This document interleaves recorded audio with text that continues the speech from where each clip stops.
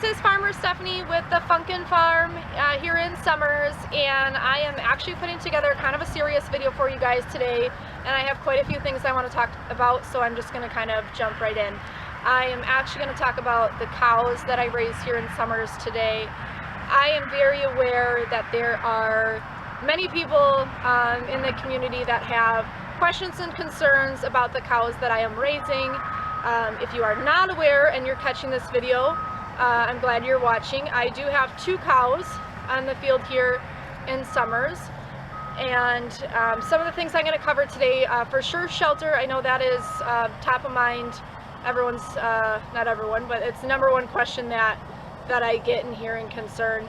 I'm also going to talk about food and water that they're getting, and then just answer a few other common questions or things that I hear about the cows throughout this video. So please watch.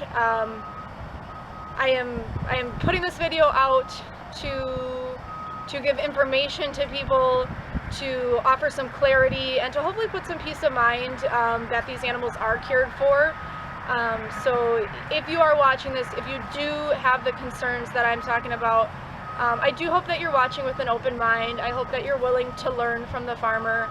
I hope that you are, yeah, I think open-minded is the best way I can put that. So please keep watching.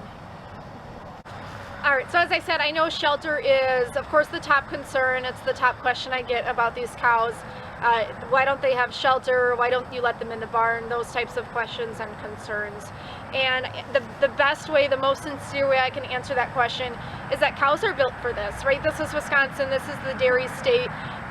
Cows and other livestock have been in this area and have been raised in this area, and their bodies can handle it. Granted, I do understand there are many different ways and different approaches to raise animals. So some people are going to put their cows in the barn. Some people are going to put their cows in the barn all day, you know, in large dairy operations. Some people are going to have them in and out of the barn. There's different ways.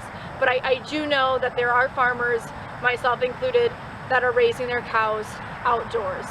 And these cows come late fall, when the weather starts turning, their body knows, right? They've been outside, they've been feeling the temperature changes. Their body knows it's time to put on a winter coat. So their fur has gotten so thick.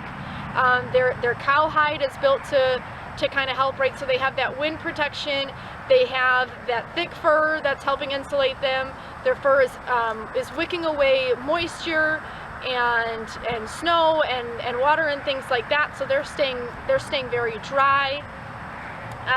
Again, the best thing I can say is cows are built for this. They are absolutely built to handle this weather. As a farmer, it's my job to watch these cows. It's my job to monitor and watch for signs of stress or health issues.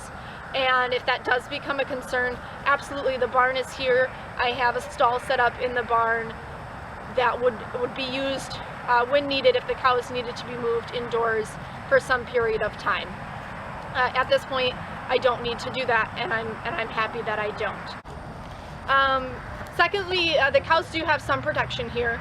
So they have access to walk right up to the barn. They don't go in the barn, but they can go to 3 sides of the barn, as well as I have the back side of my greenhouse here is built with a solid wall.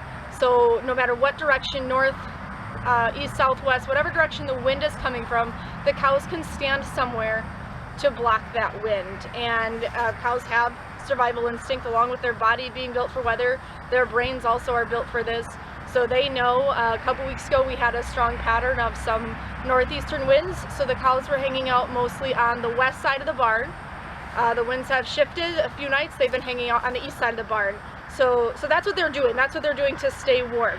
That's not an accident. That is not, you know, a cry for help. That is just a cow saying, it's windy, this wind is cold, I'm going to go stand somewhere where I'm out of the wind.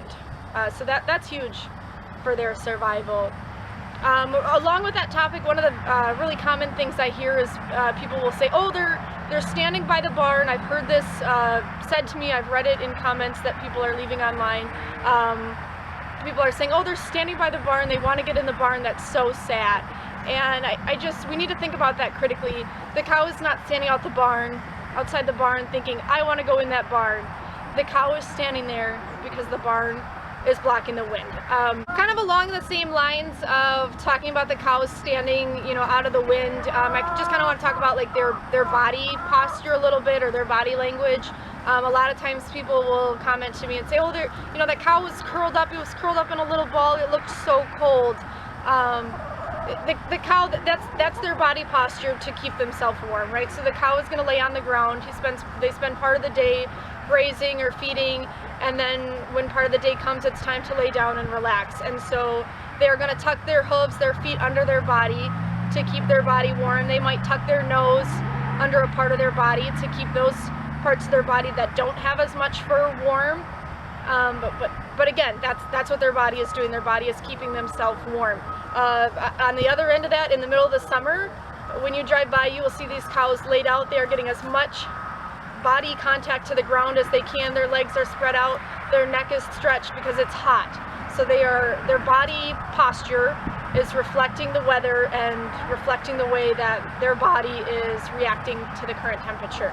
So please don't drive by and think the cow is curled up, he's shivering, he's cold. That cow is cuddled up, keeping himself warm, keeping themselves warm. I keep saying him. I have 2 girl cows on the farm right now, and I'll go over and show the cows after I kind of get through all the things I want to cover here in this video. All right, the next thing I want to make sure I talk about is feed and water. I have heard various comments again regarding no one's feeding the cows, they don't have water, this and that, just people making assumptions or thinking that these cows are not being taken care of. I am here at least twice a day. The cows right now are getting a morning feeding and an afternoon feeding. They're on kind of a mixed diet. So they're getting for sure those 2 feedings. A lot of times I am also here like at other points during the day, maybe in the middle of the day I'll stop if I have other projects to work on. Sometimes I just drive by if I'm driving home from somewhere else. I'm gonna swing by and just, maybe I don't need to stop for any particular reason, but I'll just drive by and make sure there's nothing to be concerned about. So I am here, my eyes are here, I am watching. I also know quite a few of the neighbors, and I know, you know, the neighbors are helping me out and they're aware that there are cattle here, and so I feel confident that the cows are safe when I am here and when I am not here. So please trust that they are fed. They do have water, it has a heater in it, there's not a icicle in there. On this cold week, it's nice open water for them. And related to that, I know I've heard and read the comment again of, oh, every time I drive by every day, maybe I drive by twice a day, and I don't ever see a farmer there. No one's ever there caring for these animals. And so I guess I don't know what I can tell you other than just I am here. I do come. They are being taken care of. Again, please just consider that, you know, in the few moments that maybe you drive by every day, maybe I'm not here at that moment, but it's a pretty big leap in assumption to assume that because I'm not here when you drive by, I'm never here. So please keep in mind they are cared for, and I am here. All right, so as I mentioned, I'm just going to quickly introduce you to the cows. This Black Angus is Tilly, and she was born in the end of April, so I gotta do some quick math here. She is about 8 months old, so that is Tilly there, and then this little girl is Maisie, and she is a Jersey calf. She is about 4 months old, so they are a smaller built cow. And I know I think I said he a lot in the video. Both cows are girls. They're both heifer cows. And I just took their bucket of feed away, so they're wondering what happened to the rest of their feed, but I wanted to show you their faces. So there's the 2 ladies.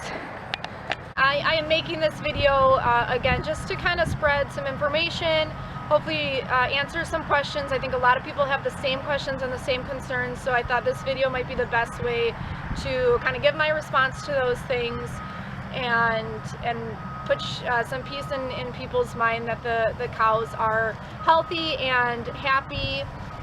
I love doing what I do. you know, I have invested money and time into these animals and absolutely have no intention of harming them, of letting them be out here suffering. I truly love what I do. I think those of you who have interacted with me at farmers markets, maybe you've come to one of my educational programs, maybe you've brought your kids out for a youth program here at the farm. I hope you can see that I am so passionate about what I do, and if you haven't had the chance to see that side of me, I hope in the future you will take the time to do so, because I really do love what I do, and I love being able to do it in this Somers community. So I just wanted to get this video out to people